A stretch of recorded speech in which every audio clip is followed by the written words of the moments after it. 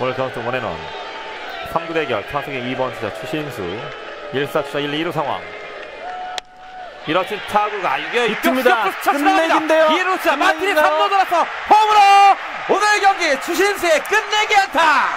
2대1로 오늘 경기 추신수가 마무리 짓습니다. 자, 추신 선수가 바깥쪽으로 흘러나가는 슬라이더를 힘 안 들이고 잘 밀었고요. 네. 시프트를 깨면서 적시타 끝내기 안타를 때려냅니다. 오늘 이온 음료 샤워를 구장에서 미리 하고 있는 추신수인데요. 생애 6번째 끝내기 안타로 오늘 경기 팀의 2대1의 승리를 만들어 놓고 있는 추신수입니다. 이렇게 되면 4경기 연속 안타 행진, 그리고 오늘 경기가 너무나 값진 안타가 마지막 타석에서 터졌습니다. 야구 좋아하십니까? 네. 오늘 광주에서 오신 분들은 요새 아주 기아 타이거즈 때문에 야구 볼 맛이 날 텐데, 다른 데서 오신 분들은 별로 재미가 없으시겠죠? 사실 이 영상 왜 보여드렸냐면은 제가 굉장히 재수가 좋은 사람이라는 걸 좀 자랑하려고 제 메이저리그 첫 번째 경기 관람했을 때 일어났던 일입니다. 2015년도 6월, 여기 시간으로는 5일이고 현지 시간으로 6월 4일인데 제가 6월 4일 날 12시쯤에 달라스 도착했고요. 도착해봤더니 교회 장로님이 이 표를 끊어놓으셨어요. 그래서 어쩔 수 없이 졸린데 이 야구 구경을 하러 갔는데 이날 또 제가 왔다고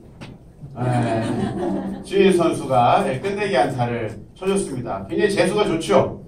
제가 한국에서 한국 프로야구를 지금 30몇 년 된 걸로 제가 알고 있는데 딱 한 경기 가봤어요. 1995년에. 그리고 이게 메이저리그 제 첫 번째 경기고요. 이제 두 번째 경기는 다음번에 이제 두 번 딱 메이저리그 관람을 했는데 제가 미국 집회 갔을 때 이 지역이 달라스입니다. 텍사스 레인저스라고 달라스에 연고를 두고 있고, 제가 집회하는 교회에서 한 20분 정도 떨어진 곳에 이 달라스 카우보이즈 경기장하고 같이 이 경기장이 있어요. 이날 끝내기 안타를 쳐서 제가 굉장히 놀랍죠. 저는 이날 추신수가 선발로 나올까? 왜냐면 이때 2할 한 초반대를 이렇게 헤매고 있었기 때문에. 그리고 이날도 아까 위에 자막에 보셨는지 모르겠지만 3타수 무안타.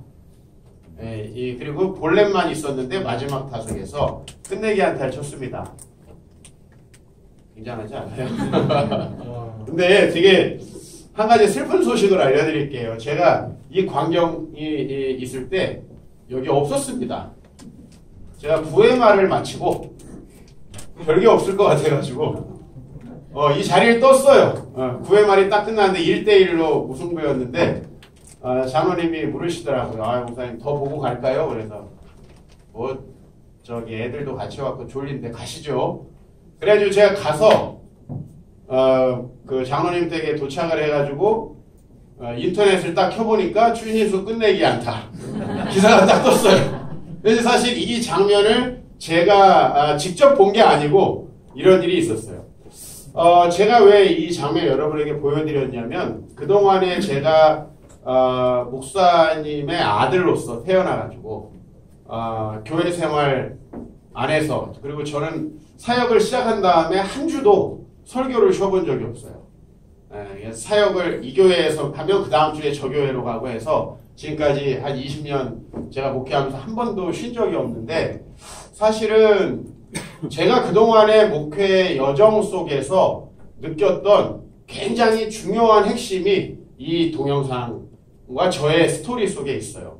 사실 저는 하나님께서 저희를 위해서 여러분, 제가 달라스에 방문했다고 한국인 선수가 끝내기 안타를 그날 친다는 거, 이거 정말 짜고도 치기 힘든 거잖아요. 근데 이런 일이 실제로 일어났고, 사실 제가 복음이라는 것은 이런 거하고 비교할 수도 없는 놀라운 일이라고 저는 믿고 있는데요. 사실 제가 많은 교회 다니는 사람들이 난 교회는 다닌다, 성경은 안다, 그리고 여기서 집사다, 장로다, 권사다, 목사다 이렇게 얘기를 하는데, 이 짜릿한 장면은 한 번도 경험하지 못한 그런 성도들이 너무나 많은 거예요. 사실은 성경에는 우리 삶을 획기적으로 바꿀 수 있는, 문재인 정부보다, 또 우리가 승진하고 돈을 많이 벌었다는 소식보다, 결혼했다는 소식보다 놀라운 소식 아닌가요? 근데 우리 성도들은 사실은 교회에 자기가 나왔고 예수를 믿는다는 소식이 그렇게 자랑스럽지 못해요. 그래서 제가 과거에 경험해 사역했던 교회에서는 성도들이 전도를 잘 하지 않았어요. 왜냐면은 우리 교회에 나도 다니기 힘들다. 내가 누굴 데려오냐. 그리고 사실 지금 저희 교회가 뭐 성도님들이 글쎄요, 왔다 갔다 뭐 몇 주에 한 번씩 오는 사람까지 쳐서 한 150명 되는 것 같습니다. 그런데 저희 교회 다니는 성도들 중에서 다른 교회 성도님들이 전도하신 분들이 몇 분 계세요. 야, 왜 넌 니네 교회 안 데려가냐? 우리 교회는 저도 어쩔 수 없이 다니는 거예요. 근데 이런 교회가 상당히 많고요, 실제로. 그럼 여러분, 왜 우리는 그런 얘기를 잘 못 들을까요? 나한테는 안 하거든요, 그 얘기를. 우리 교회 다니기 싫어서 다른 교회 전도한다는 걸 담임 목사한테는 얘기 안 하거든요. 사실 우린 잘 모르지만 굉장히 많은 얘기들을 제가 듣고 있고, 사실 우리가 복음에 약속되어 있는 그것들을 그동안에 굉장히 잘못 가르쳤고, 또 복음에 약속되어 있는 것들을 우리가 잘 체험하지 못했고, 그러니까 사실은 이렇게 밥상을 다 차려줬는데 제가 이날 현장에 있었으면 얼마나 한국인인 게 자랑스러웠겠어요. 근데 삼타수 무안타 계속 헛방 치는 것만 보다가 저는 집에 왔습니다. 근데 사실은 교회를 다니면서도 마찬가지 아닌가. 교회가 사실은 자기한테 주는 것도 별로 없고 복음이 뭐 별로 좋은 것 같지도 않은데 그래도 죽은 다음에 천국은 가야 되니까 교회에 다니는 이런 사람들이 너무 많다는 것을 봤고요. 그래서 이것의 원인이 뭔가 우리 다음 그림 보여주시면 저는 이제 우리가 하나님 나라와 복음을 분리시킨 그런 성경신학적인 오류였다라고 봅니다. 사실은 하나님 나라라고 하는 개념이 지금 그래도 한국교회에서 젊은 목사님들 사이에 꽤 많이 알려져 있습니다. 또 여러분들이 이것에 대해서 책도 쓰고 활동하고 계십니다. 제가 재혼이라는 표현을 왜 썼을까요? 원래 이게 결혼해서 같이 있던 거예요. 하나님 나라와 복음은 뗄 수가 없는 것인데 한참 동안 이혼 상태에 있었어요. 사실 제가 어렸을 때부터 배웠던 복음은 한 번도 우리가 복음을 믿고 우리가 예수 그리스도를 믿으면 하나님 나라를 누릴 수 있다는 얘기 전 잘 못 들어보고 자랐어요. 여러분들은 어땠는지 모르겠고요. 그래서 저희들이 어떻게 이제 정교하게 하나님 나라와 복음을 재혼시킬 거냐라고 하는 부분이에요.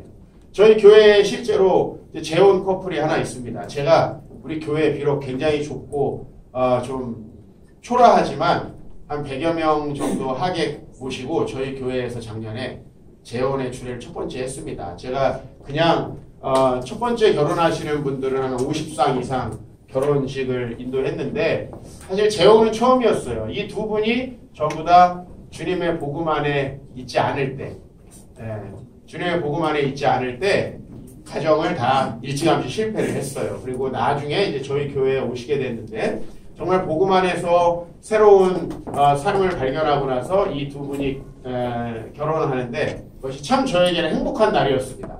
그래서 제가 꿈꾸는 건 무엇이냐면 우리가 복음, 그 좋은 소식이 바로 하나님 나라고 하나님 나라라는 개념으로 결국 이 좋은 소식을 이해해야만 저희가 복음을 바로 전할 수 있다라고 하는 사실. 그것을 여러분들과 좀 함께 나누고 싶고 그리고 그것이 결국은 저희들은 다 목회를 하는 입장이니까 교회를 통해서 어떻게 펼쳐질 수 있느냐가 굉장히 중요하잖아요. 우리는 어떻게 설교할 거냐가 중요하잖아요. 당장 어떻게 양육할 거냐가 중요하잖아요. 여기 계신 분 중에 한 분인데 오래전에 저를 만났는데 제 책을 가지고 이제 보고 교회에 가셔가지고 전화가 왔어요. 양육을 하고 싶은데 목사님 이 책에 이거 지도나 도표 같은 걸 어떻게 활용해야 되냐. 근데 사실 제가 목사님들을 만나면서 알게 된 건 목사님들은 신학에 별로 관심이 없다라는 거예요. 신학에 별로 관심이 없고 어떻게 이걸 써먹어야 되느냐. 그거에 관심이 굉장히 많으세요. 저도 마찬가지고. 그래서 그동안에 우리 목사님들이 요청하시는 것들을 하나하나 이렇게 맞추다 보니까 PPT도 나오게 됐고 정말 좀 저는 수준 낮은 과정이었다고 생각하지만 진도표도 만들어서 나눠드려야 되고 그 다음에 출판사와 이야기해가지고 지도, 도표 같은 거 PPT로 다 만들어서 하루에 할 수 있는 분량을 끌어가지고 이렇게 드리는 그런 과정 속에 있었는데요. 사실은 저는 그 모든 양육의 과정들이 우리가 만약에 신학적으로 준비되어 있지 않다면, 우리 목회자들이 신학자는 아닌데 라고 스스로 생각할 경향이 많은데, 여러분 우리 성도님들은 목사님들이 얘기하는 걸 진리로 받아들이고 그것이 절대적으로 맞다고 생각하는데 우리 상당한 책임감이 있어야 됩니다. 우리가 어디 포럼에서 발제는 안 하더라도 저희는 주요 신학적 주제에 대해서 상당히 관심을 기울여야 되고, 저는 신학적 주제에 대해서 궁금할 때, 제가 전도사 때, 목사 초년생 때 신학적인 어떤 주제를 어떻게 설교해야 되느냐 궁금할 때 항상 오 목사님 그 설교를 찾아봤어요. 그 주제에 대해서 했던 설교. 근데 오 목사님이 참 목회자로서는 잘 균형 잡힌 신학적인 답변들을 내놓으신다는 것을 저는 좀 많이 발견을 하게 됐고, 사실 저와 여러분들이 그 신학, 하나님 나라 신학과 복음을 어떻게 연결시킬 것이냐라고 하는 부분 굉장히 중요합니다. 제가 광주에서 작년에 지역 세미나를 개최했어요. 여기 이제 광주에서 오신 분들도 계신데, 제가 광주에서 세미나를 개최하고, 제가 상반기에 성경, 저 뒤에 보면 성경 관통, 구약 신약이 있는데, 그 구약 신약 세미나를 한 다음에 하반기에 제자훈련 세미나를 하러 갔을 때, 제가 상반기에 세미나 하신 분들이 대부분 다시 참석을 하셨어요. 그래서 그분들에게 상반기에 참석하셨던 소감을 좀 부탁드렸어요. 근데 그 중에 한 분 제가 좀 기억이 나는 목사님이 어떤 말씀을 하셨냐면, 본인은 목회하면서 사실 구약과 복음을 연결하는 게 불가능하다고 생각을 해서 구약을 포기했었다 라고 이야기를 하더라고요. 그런데 이 하나님 나라 관점으로 신약과 구약을 어떻게 통합해서 바라볼 수 있는지에 대해서 상반기에 배우고 이제 고속도로가 뚫린 것 같다는 이야기를 좀 해주셨는데, 그 얘기가 무슨 얘기인지 알겠고, 제가 들었던 얘기 중에 상당히 기쁜 얘기 중에 하나였다라는 말씀을 좀 드립니다. 사실 저희가 교회를 바꾼다는 것은요 굉장히 어려운 일이에요. 저는 사실 기존 교회를 바꾸겠다고 이렇게 하시는 분들 대단하다고 생각이 들어요. 저는 뭐 하나님 부르셔서 개척을 물론 했어요. 그러나 저는 개척을 왜 했는가, 인간적인 요인들을 이렇게 좀 제가 솔직히 살펴보자면은, 제가 기성교회에 들어가서 그걸 바꿀 수 있는 그런 자신은 없었어요. 그렇다고 해서 제 성격에 그걸 그냥 하자는 대로 하는 거는 더 어려운 일처럼 느껴졌어요. 그래서 사실은 교회를 개척했다. 물론 이건 이제 그 후에 생각한 거고, 뭐 부르심 주님께 있었지만은, 저는 지금까지 이 목회를 하면서 저도 처음에는 전혀 이 킹덤 처치, 하나님 나라를 어떻게 구현할 것이냐라는 부분에 준비가 안 돼 있었습니다. 첫 번째는 신학적으로 잘 준비가 안 돼 있었어요. 저는 뭘 가지고 목회를 시작했냐면은 신앙과 삶의 일치를 이루어야 되겠다. 왜? 이것이 제가 첫 번째 사역했던 교회들에서 제가 받은 그런 문제의식이었기 때문에 그걸 해야겠다라고 생각을 했는데, 그냥 열심히 삽시다, 이걸로 사람이 변하지도 않을 뿐만 아니라 그거는 도덕과 윤리에 불과하게 한 거예요. 이걸 어떻게 복음과 연결시킬 것인가 하는 것이 굉장히 중요합니다. 그래서 우리는 지금 두 종류의 설교를 마구 섞어서 하는 거예요. 하나는 예수님의 십자가로 우리가 구원받았다, 은혜 설교, 쉽게 말하면 은혜 설교를 해요. 그 다음에 이거를 좀 하다 보면 성도들이 이상하게 살게 돼요.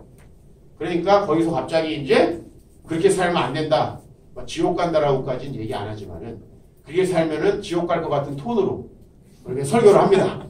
예.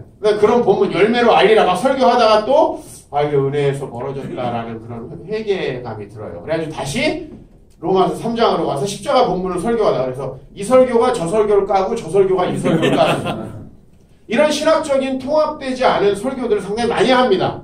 그래서 성도들은 1 플러스 1이 2가 되는 게 아니라 제로가 되는, 복음과 율법 사이에서 갈등하는, 이건 사실 우리가 복음 이해 자체가 잘못됐기 때문인데요.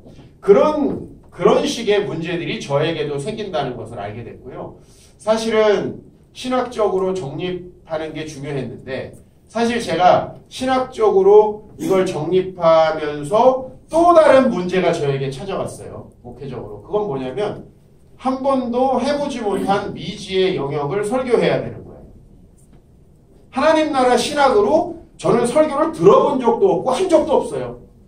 근데 연구를 하다 보니까 그 신학을 이 성경 전체를 포괄하는 올바른 신학이라는 것을 알게 됐어요. 그런데 그 신학적인 내용을 설교하다 보니까 성도들이 전부 다 너무 힘들어하는 거예요. 설교가 어렵다고 하는 거예요. 제가 작년에 그 고민이 절정에 이르렀습니다. 나는 굉장히 신학적으로 정립되고 이제 복음이 뭔지 알겠는데 성도들은 점점 더 모르겠는 이런 불일치가 일어나는 거예요. 제가 그 원인을 작년에 많이 생각을 해봤습니다. 그랬더니 저는 그런 설교의 모범을 한 번도 들은 적이 없어요.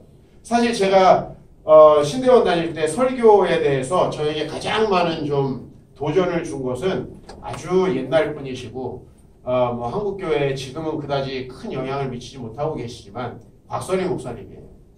우리 아버지께서 그분 설교를 저에게 소개를 해주셨고 제가 그분 설교를 많이 들었습니다.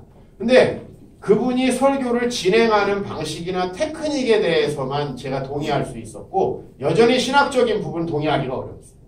그러니까 저는 한 번도 사실은 내용까지 대단히 복음적인 설교를 들어본 적이 없었고 제가 설교에 대해서 작년에 고민을 하면서 우선은 신학적으로도 올바라야 되지만 결론을 성도들이 알아들을 수 있어야 됩니다. 자, 그렇게 마음을 먹고 어떻게 해야 될지 작년에 엄청 고민을 했어요. 사실은 우리 교회 성도들한테 아무도 얘기하지 않았어요. 아무도 얘기하지 않고 저 혼자 고민하고 목사님들 몇 분하고 내가 설교를 너무나 못하는 것 같다. 너무 힘들다. 이런 얘기를 했더니 목사님, 다른 목사님들이 목사님이 그렇게 고민을 하면 나는 뭐냐. 이런 얘기들 하시면서 저는 정말 심각했어요. 우리 아내가 착해가지고 제가 설교 못한다는 얘기를 안 했으니 망정이지. 우리 아내가 만약에 신학 어디 뒤라도 좀 했다 한 사람이라면 분명히 저한테 목사님 뭐 이렇게 신학적인 것만 막 이렇게 나불거리고 있어 못 알아듣겠어 이런 얘기를 분명히 했을 거예요.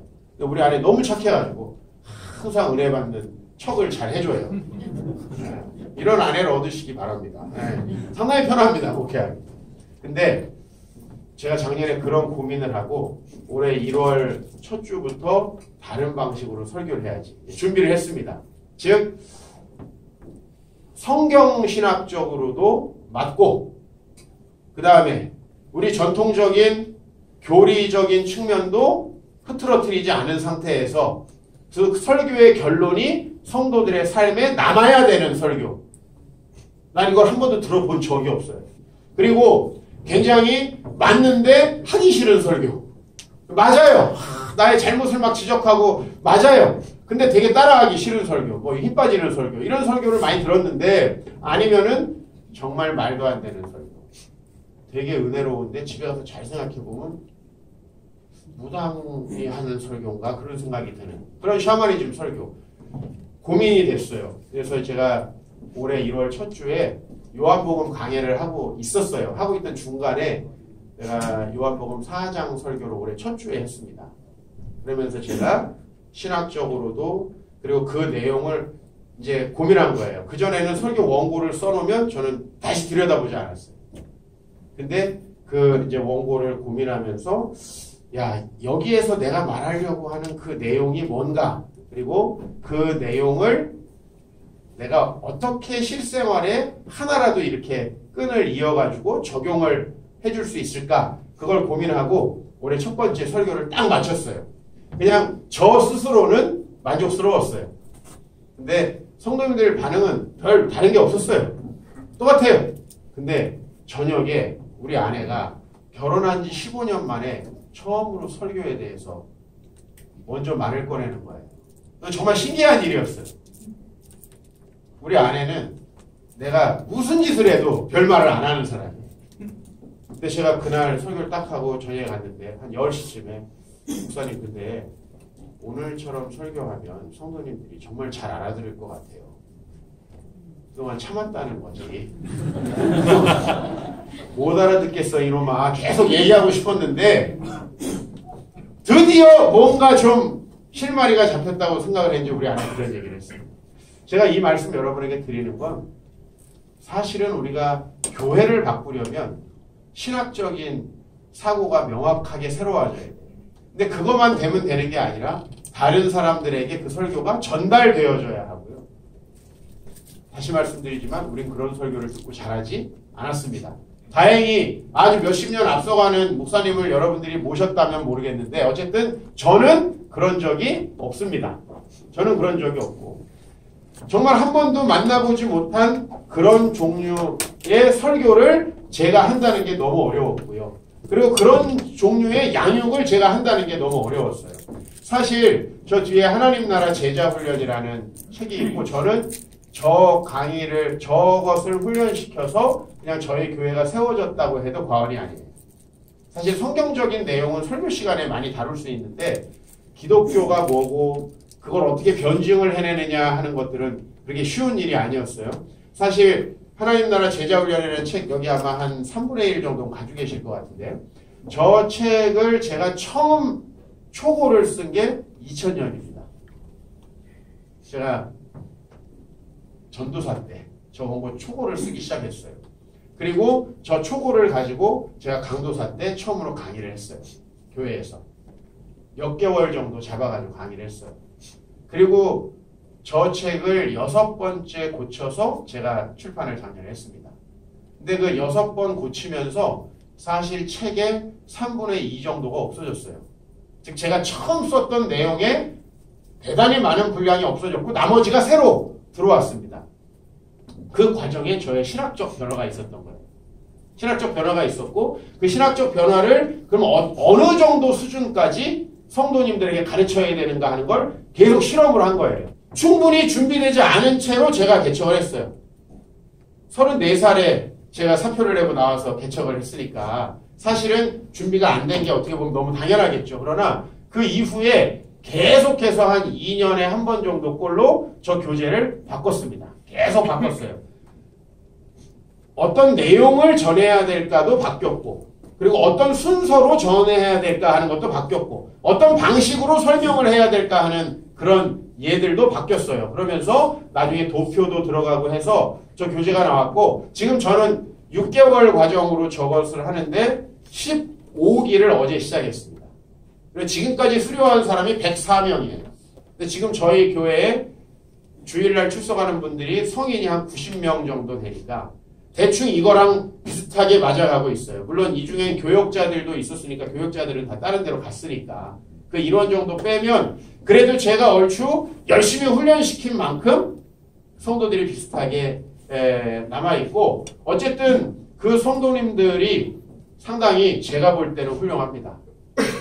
다른 분들 어떻게 평가하실지 모르지만 제가 우리 교회라서 좀 과대포장하는 것도 있으리라고 봅니다만은 저는 앞으로도 저것을 할 거고 사실은 저의 신학을 표현을 한 것이고 그것을 양육의 어떤 하나의 과정으로 만들었다는 면에서 아직 부족한 부분이 많지만 저는 어쨌든 이 하나님 나라 신학을 이제 양육하고 설교하는 어느 정도 준비가 됐다.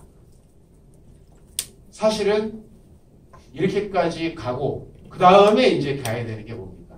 교회 프로그램들입니다. 예배는 어떻게 드릴 거고 성례는 어떻게 할 거고 그죠? 그 다음에 주일날 새벽기도 뭐 우리가 하고 있는 금요철야 모든 종류의 프로그램을 우리의 신학에 맞춰서 재검토를 해야 되죠. 사실은 이런 과정이 없으면 새로운 교회 어디서 프로그램 하나 가져와가지고 안 된다는 거 우리 솔직히 다 알지 않습니까? 해볼 만큼 해봤잖아요. 그죠? 그래서 사실 큰 교회는 그냥 다양한 사람들의 니즈에 맞춰가지고 프로그램 잡다하게 다 깔아놓고 원하는 거 해라 이런 식으로 교회가 돌아갑니다. 자 그렇게 하면 사실 교회에 사람들이 많이 모여요. 왜 그러냐면 거기까지 시스템이 가는 거는 쉽지 않지만 사람들은 뭔가 하는 자체에서 동기부여가 되거든요. 그게 뭐든지 간에 뭔가 하는 자체에서 동기부여를 해요. 우리 목사님들이 머리가 되게 좋으셔서 그걸 잘 알아요. 대체로 작은 교회 목사님들이 이렇게 프로그램 목회하시는 분들 되게 욕하시는데 저는 대단히 머리가 좋으신 분들이라고 봐요. 그 말도 안 되는 프로그램으로 그 많은 성도님들에게 동기부여를 한다는 건 사실 쉽지 않잖아요. 아주 적재적소에 적당한 타이밍에 많은 프로그램들을 하고 있어요. 어떻게 아냐니까 제가 그런 걸 돌리던 놈이라 알아요. 저는 여러분들 각자가 다 다른 달란트들을 갖고 계신다고 보고 우리의 교회론적 표현은 똑같지 않을 거라고 봅니다. 우리가 똑같이 하나님 나라 신학을 공부한다고 해서 똑같은 스타일로 설교하지는 않겠죠. 저는 청년 때 제 설교 스타일을 전병훈 목사와 닮았다라는 이야기를 많이 듣고 굉장히 수치심을 많이 느꼈어요. 근데 사실 요즘에는 저에게 그런 얘기를 하는 사람이 없는데 순수하게 저의 말투나 논리 전개 같은 것을 가지고 그렇게 이야기를 했던 것 같아요. 직설적이고 막 그런 말투. 근데 사실은 저희들의 스타일이 다 다르기 때문에 똑같은 신학도 얼마든지 다른 방식의 설교, 다른 스타일의 양육, 또 다른 방식의 교회론적 표현이 나올 거라고 봅니다. 그래서 그런 부분들이 사실 저는 거짓말을 하고 싶지 않아요. 신학적인 바탕이 없이 분명히 우리는 여기저기서 다양한 종류의 꽁 잡는 매를 데려다가 목회를 할 수밖에 없습니다. 저도 그랬습니다. 제 부교육자 시절 때 저와 교제하셨던 분들은 알 거예요. 제가 잡탕스러운 프로그램을 많이 도입해가지고 성도들을 많이 모았었던 사람이에요. 저도. 그리고 지금 우리 교회가 이렇게 더디 성장하게 될지는 저는 알고 있었는데 주변 분들은 전혀 예상하지 못했어요. 아니, 저는 교회 개척하자마자 500명 되면 어떡할 거냐고 난 이런 질문을 받았거든요. 그래서 내가 분명히 얘기했어요. 500명 안 될 거다. 만약에 되면 어떡할 거냐. 저는 아무리 생각해도 저는 우리 아버지가 개척을 많이 하신 분이기 때문에 저는 교회에 대해서 목회에 대해서 낭만적이지 않습니다. 목회 철저히 현실적이고 제가 가려는 방향에는 성도들이 그렇게 많이 따라올 수 없다라는 걸 저는 알고 있었어요. 왜냐하면 저는 그런 방향으로 하지 않으려고 처음부터 생각을 했기 때문에. 그리고 고백드리지만 했어도 많이 알았을 거예요. 제 예전처럼 했어도. 왜냐하면 큰 교회 하드웨어가 저한테 없는데 어떻게 그렇게 되겠습니까? 자, 그래서 저는 많은 시간을 가지고 신학적으로 복음이 무엇인지를 이해하는데 시간을 쏟았습니다. 많은 목사님들이 본인이 복음을 잘 이해하고 있다고 생각하는데 성경의 모든 구절들이 복음과 연관되어져서 해석되어지지 않는다면 우리 복음 잘못 이해하고 있는 거예요. 적어도 제가 지금까지 결론 내린 건 그렇습니다. 저는 하나님 나라와 복음이 이렇게 재혼해야 된다. 그리고 신학적으로 재혼해야 될 뿐만 아니라 우리를 통해서 앞으로 다양한 여러분들의 달란트를 통해서 다양한 지역 속에서 교회론적 표현들이 나타나야 된다. 하나님 나라가 교회론적 표현으로 나타나야 된다. 그렇죠? 그래서 저 같은 스타일의 목회는 또 제가 하는 거고 또 여러분들은 여러분의 스타일대로 다양한 교회론적 표현들이 나타났으면 좋겠는데요. 결국은 그것이 킹덤 처치라는 말로 이렇게 하나로 모아질 수 있지 않겠느냐라고 말씀드리는 거고 그럼에도 불구하고 제가 제 책에서 실제적인 예를 들어드린 것은 그거를 듣고 그대로 하라는 게 아니고 힌트를 얻어서 한번 다양하게 해보자 라는 말씀 드리고 싶고 저희 한 사람 한 사람이 얼마나 소중합니까? 우리 다음 페이지에 보면 저는 하나님 나라를 이렇게 이해합니다. 사실은 이 그림이 저의 구약관통책, 신약관통책에 공통적으로 나오는 그림이고 제 책에서 딱 한 장만 남기라면 저는 이것만 남기고 나머지는 다 없애버려도 돼요. 왜? 저 그림만 있으면 다 이해할 수 있어요. 제가 저 그림을 과거에 이제 제가 저 책이 나올 때 제가 플러신학교 디민을 하고 있었어요. 그래서 저희 디민 동기분들 몇 분한테 저 그림을 보여드렸어요. 그랬더니 그 중에 한 절반 정도가 목사님 이 그림 안에 성경이 다 들어있네요. 라고 그렇게 답변을 주셨어요. 자, 여러분에게는 어떻게 보이십니까? 이 그림 안에 성경 전체를 이렇게 우리가 시간적으로 이해하는 것도 중요한데 스캇 맥나이트의 예수 왕의 복음이라는 책을 보면 성경을 층위로 이해하게 이렇게 해놨어요. 즉 예수의 복음 밑에 제일 밑에 뭐가 있냐면 구약의 내러티브가 있어요. 우리가 구약이라는 것 위에 예수를 세워야 되잖아요. 왜냐하면 예수님이 누가복음 24장에 구약에서 말한 모든 것이 나에 대한 것이다라고 얘기했습니다. 우리는 이걸 시간적으로도 이해해야죠. 하나님의 모든 구원 계시의 절정으로서 예수를 시간적으로도 이해를 해야 되는데요. 우리가 구약의 이야기 전체가 예수를 떠받들고 있다. 이를테면 유월절 어린 양이나 번제 제사의 제물이나 가죽옷 이 정도만이 예수를 떠받들고 있는 게 아니고, 그리고 이사야 53장 이런 것만 예수를 떠받들고 있는 게 아니라 구약 내러티브 전체가 예수를 떠받들고 있다라고 우리가 생각했을 때 구약 전체는 하나님과 인류와의 언약이고요. 그 언약의 기초 하에서 하나님이 하나님의 백성에게 주셔서 그 땅을 회복시키려는 이야기, 그리고 나머지 하나는 하나님이 주인 되셔서 이 땅을 다스리실 것이라는 그 이야기 세 개가 율법으로 표현되어 있는 거, 하나님의 주권, 이 세 가지가 깔려 있고, 저 그림을 통해서 결국은 예수를 이해하는 게 바로 하나님 나라 신앙입니다. 저 그림을 통해서.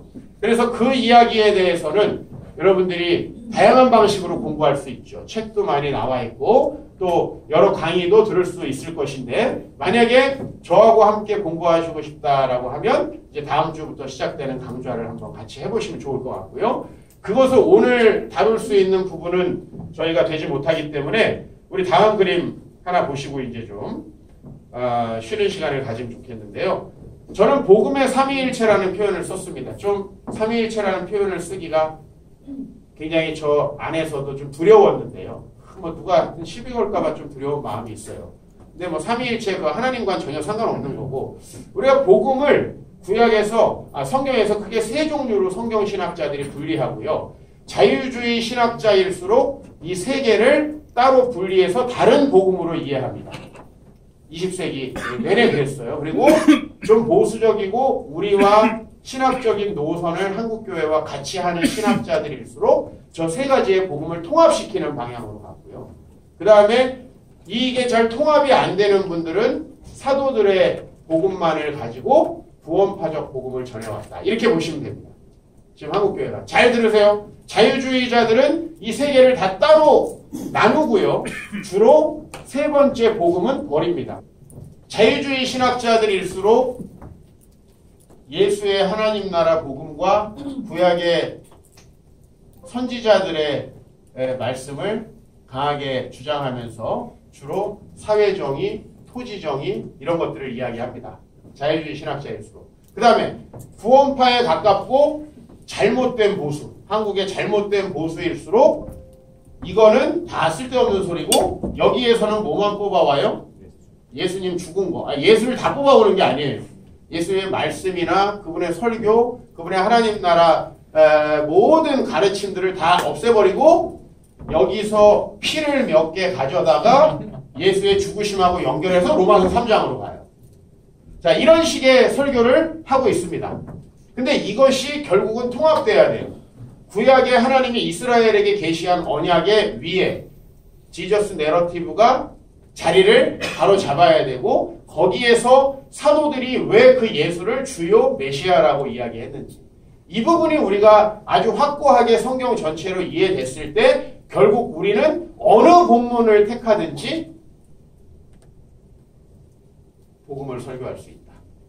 그래서 제가 지금 이제 교회 성장 연구소에다가 작년 6월부터, 그러니까 작년 8월로부터죠. 제가 6월에 기고를 했으니까 작년 8월로부터 이종필 목사의 킹덤 프리칭이라는 제목으로 제가 성경을 어떻게 읽고 설교해야 되는지에 대해서 기고를 하고 있는데요. 처음에 이 교회 성장 연구소에서 저에게 어떻게 의뢰를 했냐면, 목사님 하나님 나라 복음을 어떻게 설교하시는지 구약 한 편, 신약 한 편을 기고해 주십시오.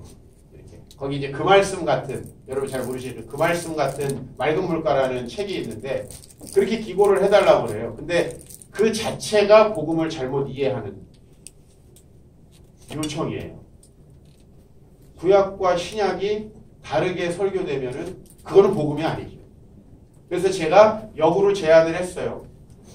제가 복음을 이해하기 위해서는 성경을 어떻게 이해해야 되는지 글을 하나 쓰겠습니다.